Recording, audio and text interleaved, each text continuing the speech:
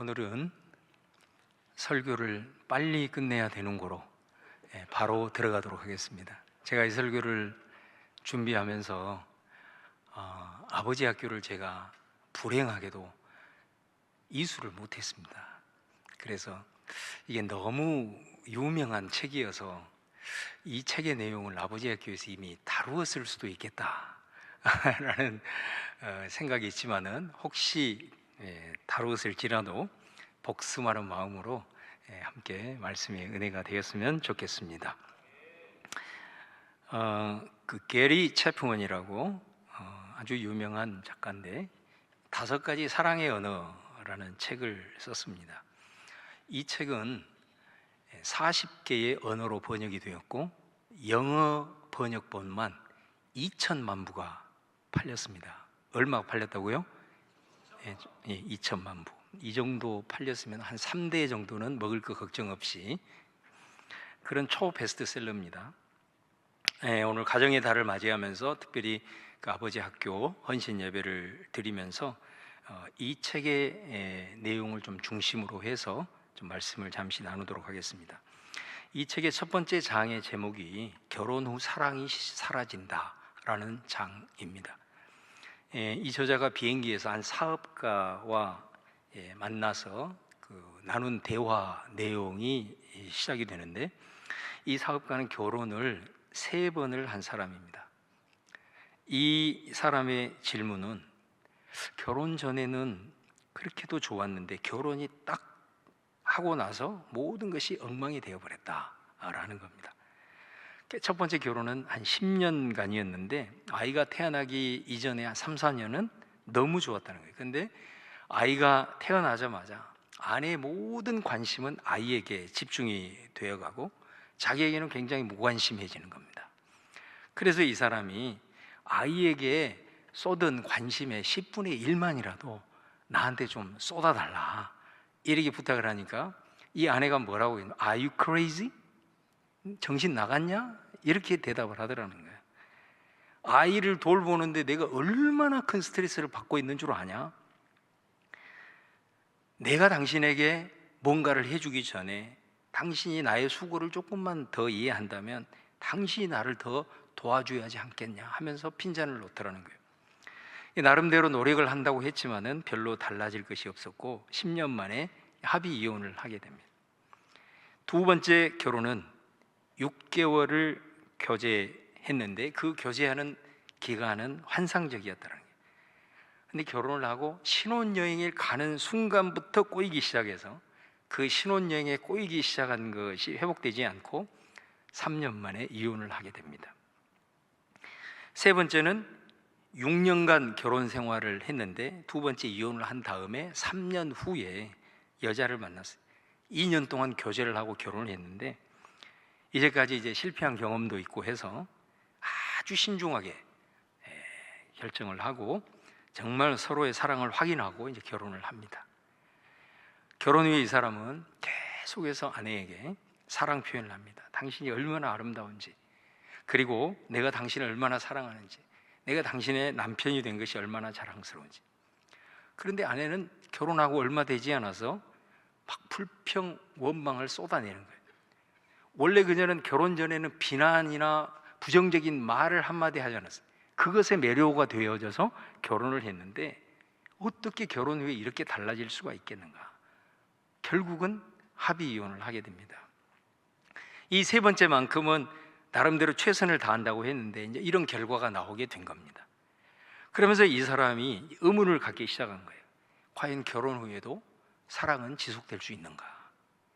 과연 결혼한 사람들이 이혼하지 않고 사는 것이 그냥 모든 것 다 포기하고 사는 거냐? 아니면 진짜 결혼 후에도 실제로 사랑이 이어지는가? 이것이 너무너무 궁금해요.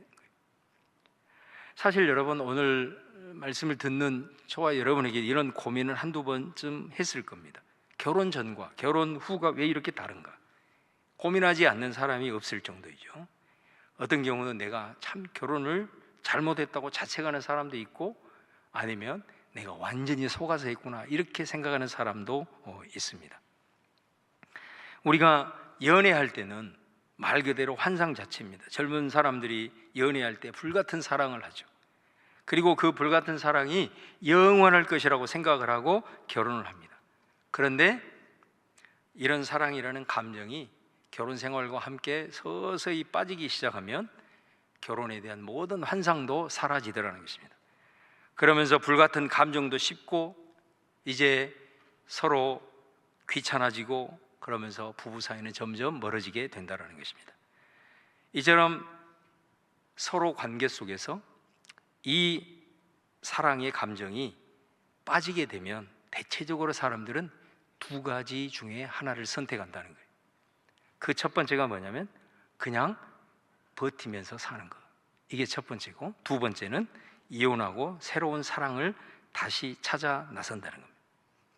여기 보면 미국의 통계를 하나 말하고 있는데 우리나라도 예외가 아니라고 생각합니다. 특별히 재혼의 경우에 미국은 60%가 다시 이혼을 한다는 거예요.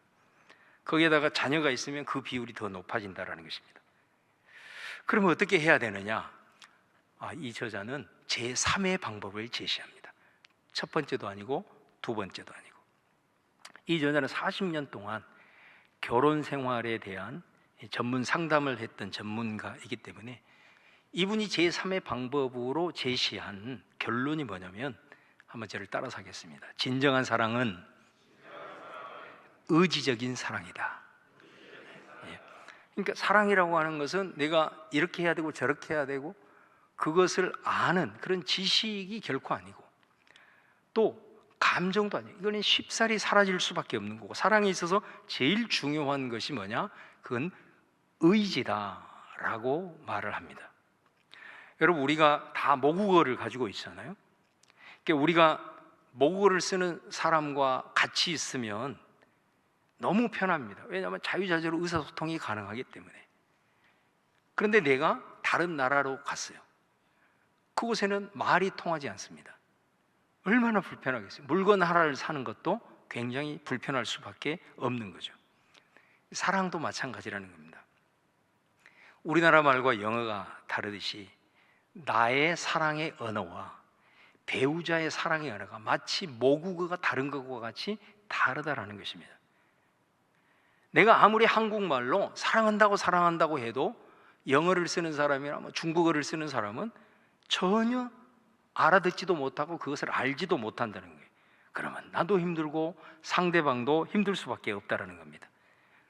그럼 어떻게 해야 되느냐? 내가 영어를 배우든지 아니면 영어를 쓰는 사람이 우리나라 말을 배우든지 그렇게 해서 자유롭게 의사소통을 해야 하듯이, 나의 사랑을 상대방에게 효과적으로 전달하기 위해서는 배우자가 사용하는 사랑의 언어를 배워야 한다.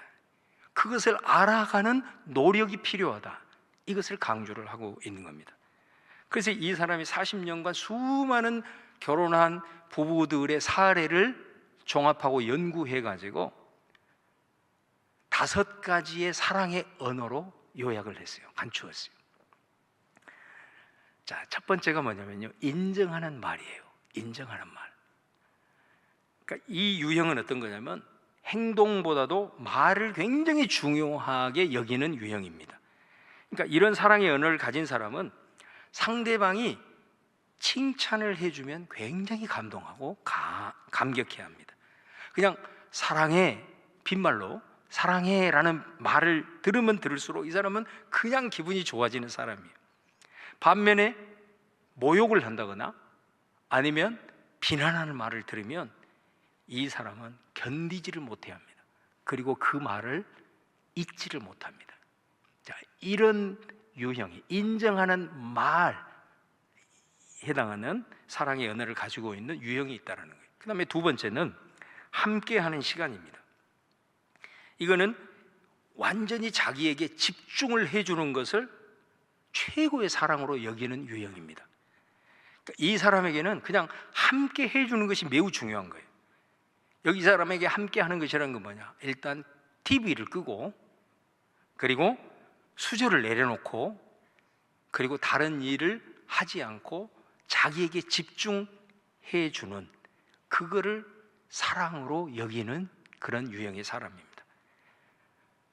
그런데 이 사람에게 대화를 하는데 다른 일을 하면서 막 대화를 한다거나 약속을 미룬다거나 아니면 말을 하는데 경청하지 않는다.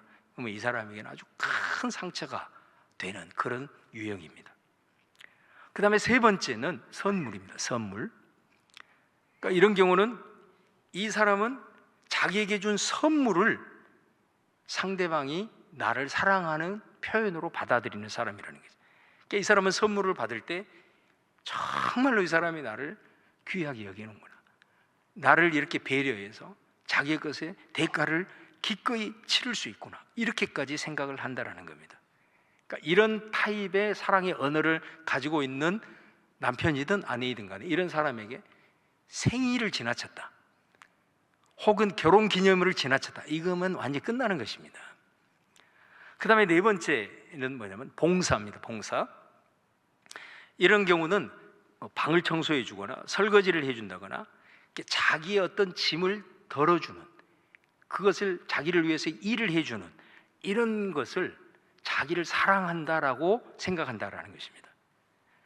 그러니까 이 사람은 배우자가 자기를 위해서 봉사해 주는 것을 굉장히 자기를 사랑하는 것으로 느낀다라는 것입니다.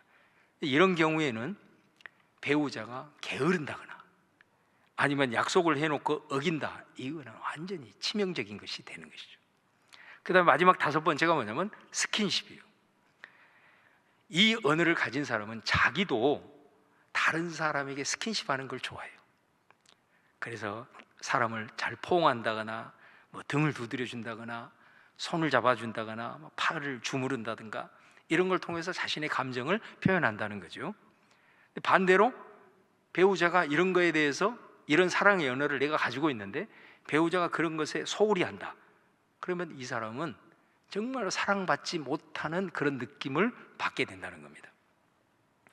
이처럼 수많은 40년 동안 결혼 배우자들을 연구하고 많은 사례들을 통해서 배우자 혹은 부모와 자녀도 마찬가지고 이렇게 5가지 대표적인 사랑의 언어가 있다는 거예요. 여러분에게 있어서 이 5가지 중에서 어떤 것이 여러분의 사랑의 언어인가요? 어떤 사람이 이 5가지가 다 해당이 될 수도 있고 한두 가지가 있을 수 있지만 중요한 것은 반드시 이 5가지 중에서 제1의 사랑의 언어가 있다는 것입니다. 먼저 내게 있어서 제1의 사랑의 언어가 뭔지 이것이 찾는 것이 중요하고, 그리고 배우자의 제1의 사랑의 언어가 무엇인지 아는 것이 중요하다는 것입니다. 어떤 사람은 자기가 좋아하는 사랑의 방식도 다른 사람도 좋아할 것이다 라고 하는데 이것은 절대적인 착각이라는 거예요.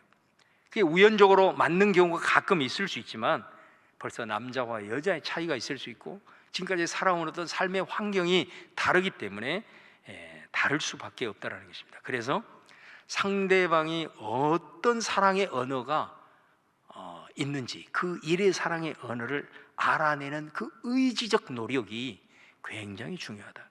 그것을 알아내고 그것을 실천하면 감정적인 사랑이 언젠가는 빠지게 되는데 그 후의 결혼 생활 속에서 진짜 사랑이 꽃피고 열매를 맺게 된다라고 강력하게 주장을 하고 있습니다. 여러분, 사람의 내면에는 사랑으로만 채워져야 하는 정서적인 탱크가 있다는 거예요. 이 탱크가 사랑으로 채워지면 정상적으로 가지만 이게 채워지지 않으면, 아니면 이것이 고갈이 되어지면 정상적인 못한 방법으로 이것들을 채워나가게, 그래서 탈선이 있게 된다라고 하는 것입니다. 여러분, 사람이 변하는 것은 다른 것이 아니에요. 사람이 변하는 것은 사랑으로만 변화되고 사랑으로만 변화시킬 수 있다라는 것입니다. 그래서 상대방에 대한 제1사랑의 언어를 파악하는 것이 그래서 제일 중요하다는 거예요. 그래서 배우자를 세심하게 살펴봐야 합니다. 그리고 이 5가지를 은연중에 임상 실험을 해야 된다는 거예요. 이 5가지를 통해서 어떤 것이 배우자의 제1사랑의 언어인지, 어떤 것을 했을 때 이 배우자가 행복해하는지, 그리고 그 방향으로 내 사랑을 소통하기 시작해야 된다는 것입니다. 사랑은 감정이 아니라 이 의지적인 노력으로 얻어지는 것이다 라고 말합니다. 그래서 상대방의 제1 사랑의 언어를 파악해서 소통함으로 이 정서적인 탱크가 태워지게 되면 그때부터 상대방은 변화하게 되고 결혼 이후에 사랑은 멈추지 않고 지속이 된다라고 말을 하는 거예요. 오늘 이 책을 좀 간단히 요약을 드리면서 오늘 봉독한 말씀으로 말씀을 마무리하고자 합니다. 요한일서 3장 18절에 자녀들아 우리가 말과 혀로만 사랑하지 말고 행함과 진실함으로 하자. 여기서 여러분 강조하는 것이 뭐예요? 행함, 실행이 중요하다. 의지적 노력이 중요하다는. 그리고 진실함, 이거는 진정성이라는 거죠. 우리의 사랑의 진정성은 우리가 의지적인 노력을 통해서 행할 때에만이 우리 사랑의 진정성을 확보할 수 있다라는 것입니다. 바라기는 오늘 말씀을 듣는 우리 모든 부부들 그리고 우리 가정 안에서의 부모와 자녀들, 먼저 가정 안에서 이 5가지 사랑의 언어가 있다는 걸 기억하시고, 그리고 나에게 있어서 제1의 사랑의 언어는 뭔지를 알고 제일 중요한 것, 배우자와 상대방의 제1 사랑의 언어를 찾고자 노력을 해라. 그리고 찾아낸 그 사랑의 언어를 실천할 때에 그것으로 인해서 우리 안에 있는 정서적인 탱크가 그 사랑으로 잘 채워지게 될 때에 사랑의 감정이 빠지더라도 결혼 이후에 지속적으로 이 사랑은 꽃피고 지속적으로 열매 맺을 수 있다라는 것입니다. 오늘 아버지 학교를 수료하신 우리 모든 부부들 그리고 가정, 우리 함께 예배한 우리 성도님들, 여러분의 가정에 정말로 이 아름다운 사랑으로 충만하시기를 주님의 이름으로 축원을 드립니다.